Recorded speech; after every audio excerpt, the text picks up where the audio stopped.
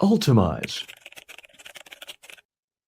A goal-setting system shouldn't be complicated. If the system is too complicated, the system becomes the new goal. Now, instead of designing your life, you're maintaining color-coded tabs, updating 17 dashboards, and feeling guilty because your personal growth spreadsheet has become a second job.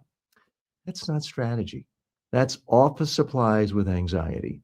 What you need is a simple way to keep your goals visible, current, and honest. Not a massive achievement system, not a productivity empire, not a life plan so detailed it requires its own legal department. A goal selection system. That distinction matters. The purpose here is not to force yourself to accomplish every goal through sheer willpower. The goal is to keep asking, are these still the right goals? Are they specific enough? Do they fit my values? Are they intrinsic enough to matter when nobody's applauding? Are they still worthy of my time, energy, attention, and ambition? I recommend thinking in 3 layers: daily clarity, weekly choices, and quarterly recalibration.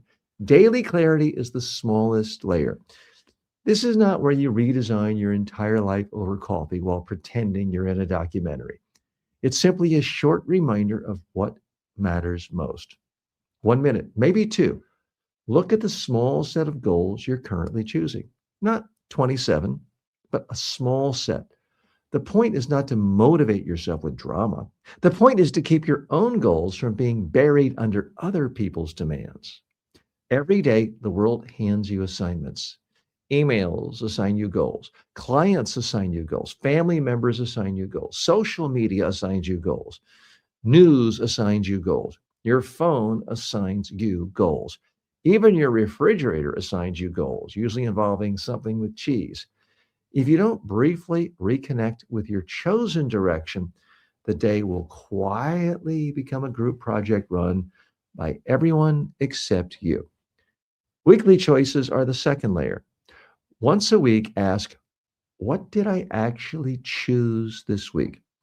Not what did I claim to value? What did I choose? Look at the week honestly. Did your actions support the goals you say matter? Did you say yes to something that pulled you away from them? Did one goal demand more than expected? Did another goal turn out to be less important than you thought? This is not a trial. You're not the defendant. You're the strategist reviewing evidence. This weekly review should be practical and short. Ask 3 questions. What goal got real support this week? What goal was ignored? What decision is needed before next week starts? That's enough.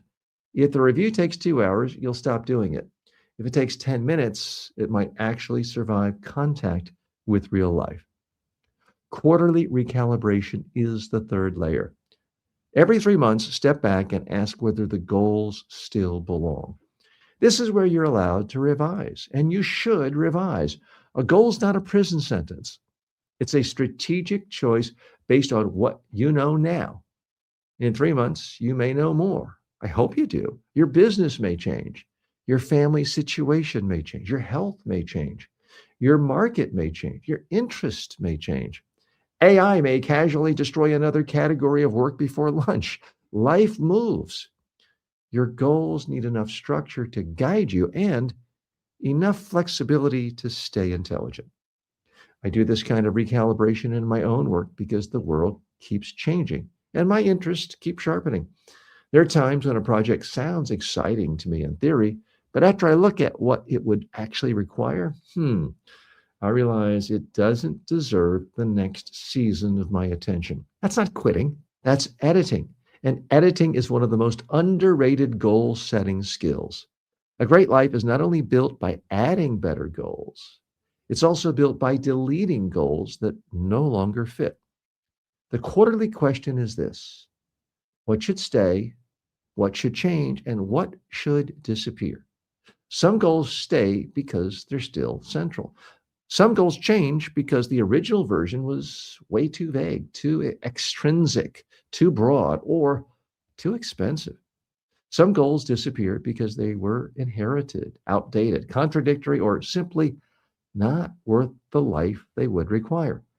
This is also where you check the balance between intrinsic and extrinsic goals. If every major goal depends on applause, approval, money, status, comparison, or visible recognition, you may be building a life that looks good and feels thin. Add goals that matter from the inside: mastery, health, contribution, freedom, creativity, stronger relationships, better thinking, work you respect, a calmer calendar, a more honest business. These may not always photograph as well, but they often live much better. The system is simple. Daily clarity keeps your goals visible.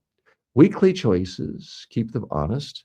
Quarterly recalibration keeps them current. That's it. No life management circus required. And notice what this does.